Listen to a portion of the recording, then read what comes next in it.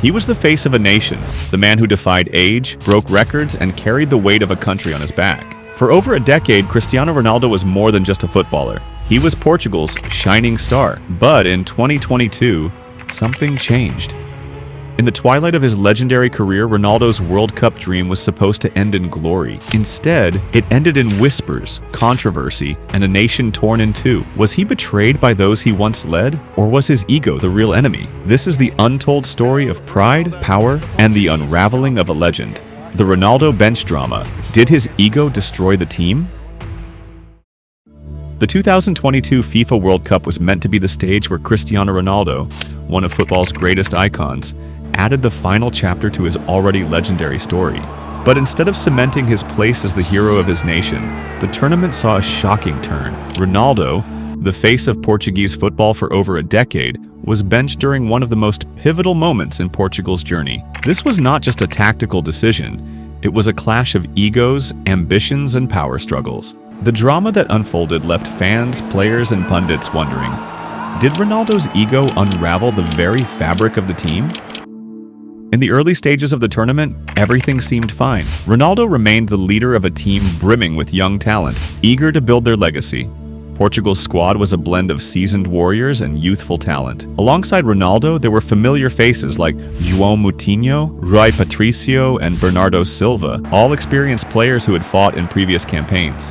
But there was also a wave of new stars on the rise. João Felix, the dazzling attacker with endless potential, Bruno Fernandes, the midfield maestro, and Gonçalo Ramos, the young striker eager to step into the spotlight. For many, this was the team that would carry Portugal into a new era, building upon the legacy that Ronaldo had forged. As Portugal made its way through the tournament, the inevitable question began to grow louder. Could Portugal succeed with Ronaldo still at the helm? Or had the time come for the team to chart its own course, free from the gravitational pull of the past? It was clear that the stakes had never been higher. Ronaldo's dream was not just Portugal's dream anymore. It was becoming a fight for the future of the team itself. The stage was set. Portugal's final group stage match against South Korea was pivotal, not just for progression, but for the future of the team.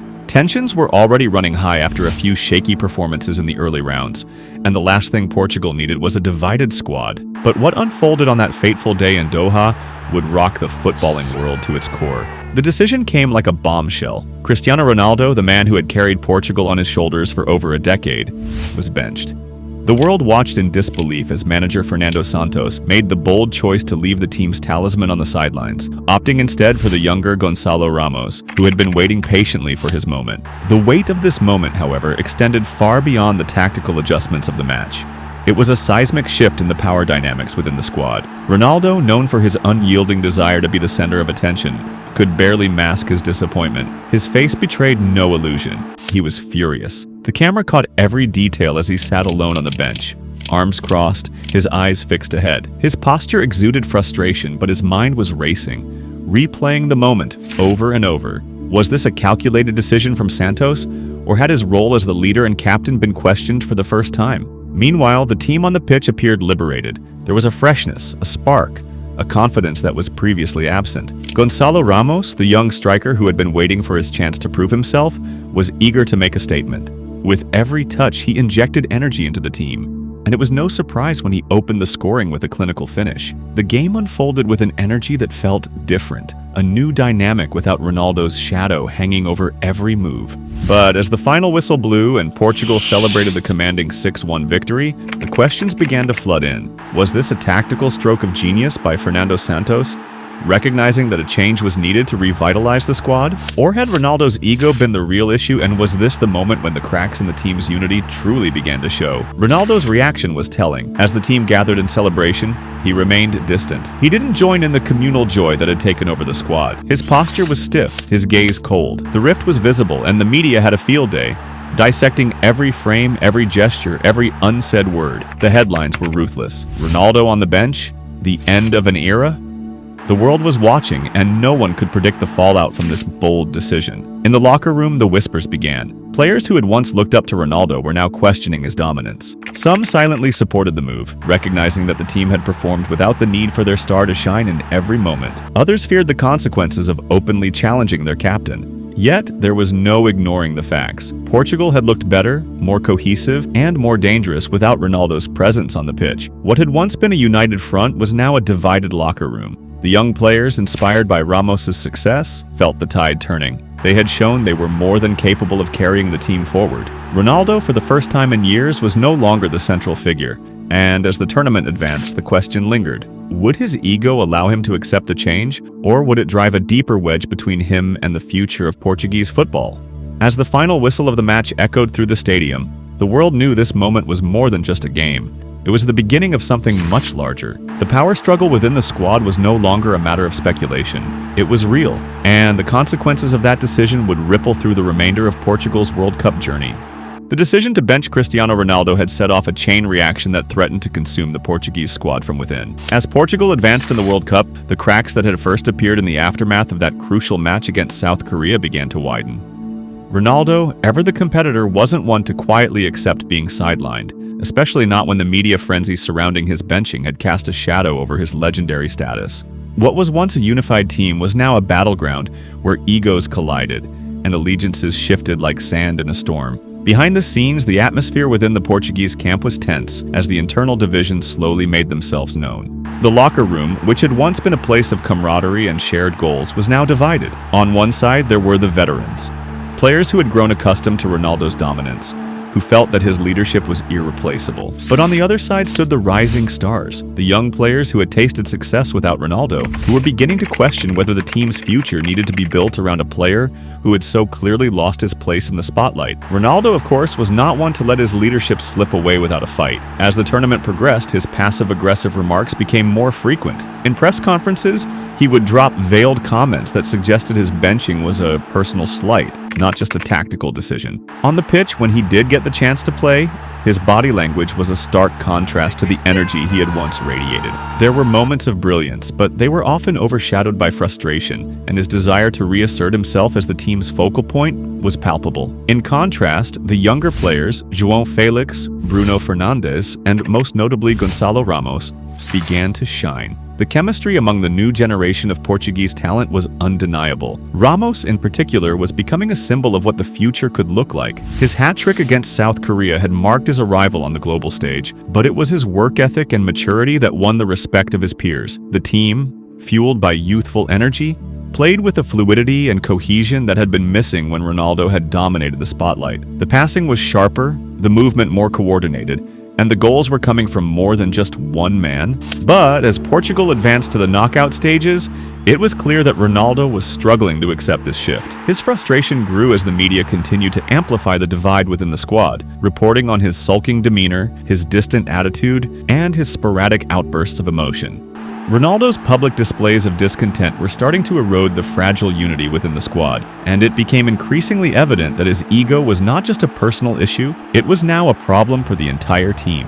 The rift between Ronaldo and the younger players reached a boiling point after Portugal's quarter-final victory. In the locker room, tempers flared. Ronaldo, who had started the match, was visibly upset after being substituted early, unable to finish what he had started. His complaints were blunt, his tone sharp. "I've been the one carrying this team for years," he was heard saying. "Don't forget who made Portugal a name on the map." His words, though fueled by frustration, resonated in a different way than they once had. There were no longer any unequivocal nods of agreement from the team. Some players who had stood in awe of Ronaldo's leadership for so long now felt alienated by his words. Meanwhile, the younger players, emboldened by their success, began to push back in subtler ways. They didn't directly challenge Ronaldo's legacy or his place in the team's history, but they no longer feared him the way they once did. Their respect had shifted from hero worship to genuine admiration for the player he had been, and a cautious optimism about the future they were creating without him. It was clear that the unity that had once defined Portugal's success had been replaced by two camps: those loyal to Ronaldo, and those who believed that the future of the team was not tied to one man. For the first time in years, Ronaldo wasn't the undisputed leader. The team had moved forward, but at what cost? Even manager Fernando Santos, who had been a staunch supporter of Ronaldo's influence, began to feel the pressure of the situation. The benching had been a calculated risk, but as the tournament wore on, the repercussions of that decision were becoming too great to ignore. Santos had once been the man who crafted Portugal's World Cup strategy around Ronaldo's talents. But now he found himself navigating a delicate balancing act, trying to keep the squad united while managing Ronaldo's increasingly erratic behavior. As Portugal entered the semi-finals, the question was no longer whether the team could win. Portugal's path to the 2022 World Cup was meant to be one of triumph. The squad, bolstered by a mix of experience and youthful brilliance, was on the brink of greatness, but the internal struggles that had been simmering beneath the surface began to boil over as the tournament reached its critical stages. As the quarterfinals loomed, Portugal's dream was no longer just about football. It had become about survival. Survival of the team's unity, survival of their World Cup aspirations, and most painfully, survival of Ronaldo's ego. The tension was now undeniable. Behind closed doors, the rift between Ronaldo and manager Fernando Santos had reached a breaking point. It wasn't just about tactics anymore, it was about control, respect, and the future of Portuguese football. Santos had built his team around Ronaldo for over a decade, but now, as the tournament progressed, the weight of that legacy was becoming a burden. Ronaldo, once the undisputed leader, found himself in an unfamiliar position. His performance on the pitch was no longer the defining factor. His charisma, which had once been enough to lift the team in times of need, had become a double-edged sword. The weight of his past success seemed to suffocate Portugal's current ambitions. The younger players, emboldened by their performances without him, were no longer willing to simply defer to the man who had once carried the nation on his back. But Ronaldo's desperation was growing. As the semi-final match against Morocco loomed, it became clear that his desire to play and redeem himself was overtaking any sense of team cohesion. Ronaldo's frustration was evident in every interaction with his teammates and staff. His passive-aggressive remarks, his pointed stares, and his reluctance to fully engage with the team made it clear this wasn't just about winning anymore. This was about proving something, both to the world and to himself. So, when the fateful day arrived, Ronaldo was once again relegated to the bench. The decision, though made by Santos, carried a symbolic weight far beyond tactics. It was a stark reminder of how far the team had come from the Ronaldo-led Portugal of the past. The decision wasn't just a reflection of Ronaldo's form, it was a declaration that the team was no longer his to control. From the sidelines, Ronaldo could only watch as the match unfolded. His hands gripped the edge of his seat, eyes locked on the field, as the team struggled to break Morocco's defensive line. The tension in the air was palpable. Portugal was playing without their star player, and yet they played as though they were liberated. The ball moved faster, the attacks were sharper, and the connection between the players was undeniable. It was clear that Portugal's game had shifted, but would it be enough? Ronaldo's frustration only grew with each missed opportunity, each wayward pass, and each goal that slipped just beyond Portugal's reach. The clock ticked down, and the inevitable happened. Morocco, with their relentless defense and unwavering spirit, scored the decisive goal. The stadium, filled with hope, fell silent as Portugal's World Cup dream was dashed. A nation's hopes lay shattered at the feet of a team that had once believed they could conquer the world. As the final whistle blew, a sense of finality hung in the air. Portugal had been eliminated, but more than that, the tournament had exposed the true cost of internal strife. Ronaldo's desperate desire for redemption had overshadowed the collective will of the team. His ego, once a driving force for success, had become a poison that now threatened to unravel the unity of the squad. The fallout was immediate. Inside the locker room, the silence was deafening. The players, heads bowed in disappointment, knew the truth. This wasn't just a loss on the field, it was a collapse of everything they had worked for. The younger generation, so vibrant and hungry for success, had seen their World Cup dreams slip away alongside their captains. But perhaps deep down they knew that this was the price of progress, that the future of Portugal no longer relied on the shoulders of one man. Ronaldo, in the middle of the storm, stood apart. His eyes were distant, his face a mask of frustration and disbelief. The final whistle had confirmed what he had feared. He wasn't the key to Portugal's success anymore. But instead of accepting this truth, he fumed, his mind racing with the idea that had he been allowed to lead, the outcome could have been different. It was this sense of entitlement, this refusal to let go, that had led to the collapse. Ronaldo had not only failed to recognize the team's shifting dynamic, but he had also failed to adapt to the new reality, a reality where his greatness no longer guaranteed victory. Manager Fernando Santos, too, was left to face the consequences of his decisions. In the aftermath of Portugal's exit, he found himself caught between the demands of Ronaldo's legacy and the reality of the team's future. Was the decision to bench Ronaldo purely tactical, or had the personal rift between manager and player sealed the team's fate? As the world watched Portugal's elimination with bated breath, it became clear that the loss was more than just a footballing tragedy. It was a symbolic end to an era. The Portugal squad had been undone by internal conflict, by Ronaldo's refusal to step aside for the greater good of the team. The dream of World Cup glory had slipped away, but the question lingered. Could Portugal ever find the unity they once had, or had the cracks grown too deep to repair? The sun had barely set over Qatar when the realization set in. Portugal's World Cup journey was over. The cheers of the Moroccan fans echoed through the stadium as Portugal's dreams crumbled into dust. For a nation that had come so close, the loss was a bitter pill to swallow. But as the dust settled, the real drama began. Not on the pitch, but in the aftermath, when the cameras turned away and the world began to scrutinize the rift that had torn Portugal apart. The nation had watched in agony as their beloved team, once a symbol of unity and hope, fell victim to internal strife. The loss wasn't just a defeat on the scoreboard, it was a loss of faith in the very essence of Portugal's footballing identity. The image of Cristiano Ronaldo standing motionless on the sidelines during the most crucial moments of the tournament would forever be etched in the memories of fans worldwide. A legend, once revered as the heartbeat of Portuguese football, had become a symbol of the fractures within the squad. As the news of Portugal's exit spread like wildfire, the media frenzy reached a fever pitch. Headlines screamed of betrayal, ego clashes, and a team undone by a fractured leader. On one side were those who stood by Ronaldo, his supporters who believed he had been treated unfairly, cast aside for younger, less proven talents. They saw the decision to bench him as a betrayal of a legend, an ungrateful dismissal of a man who had carried Portugal to glory for over a decade. To them, Ronaldo was the embodiment of national pride, and the World Cup failure was a tragedy of circumstance, not of character.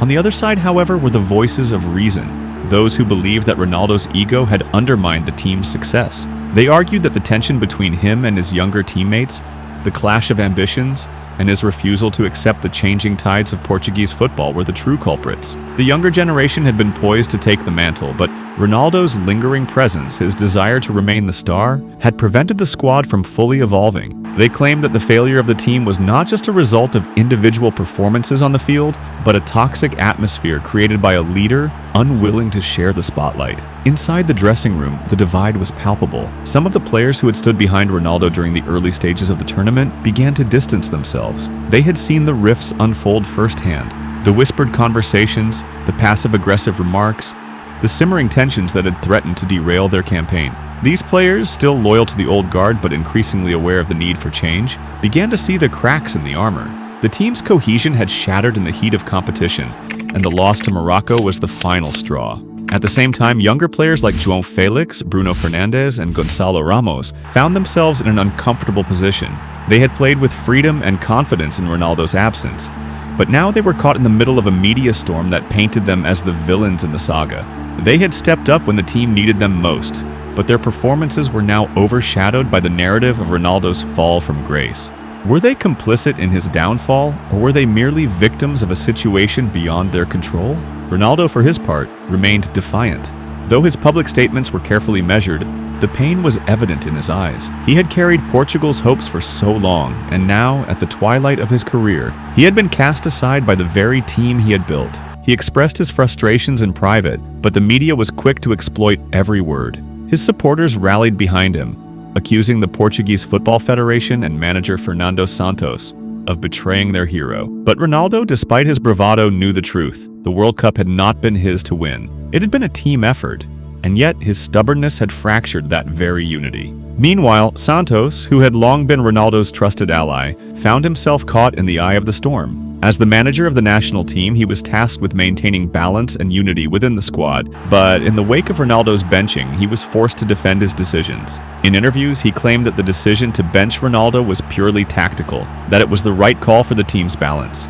But even he knew that the rift was deeper than footballing strategy. It had become personal, a struggle for control between two powerful forces: the manager who sought to build a cohesive team, and the player who believed the team's success was inextricably linked to his own. In Portugal, the fallout was felt in every corner of the country. The streets, once alive with the electric anticipation of victory, now fell silent. Fans who had dreamed of seeing Ronaldo lift the World Cup now found themselves divided, torn between loyalty to their captain and the painful realization that the team might be better off without him. The public debate raged on in every cafe, every bar, every living room. Some called for Ronaldo to retire from international football, allowing the team to evolve without the shadow of his ego. Others begged for him to return, to reclaim his place as the face of Portuguese football. In every discussion, one thing was clear. Portugal was no longer the united force it once was, and yet, amidst the chaos, there was a sense of hope. A new generation of players, though scarred by the experience, had shown that Portugal's future was bright. The likes of Gonçalo Ramos, João Felix, and Bruno Fernandes had proven themselves capable of carrying the mantle.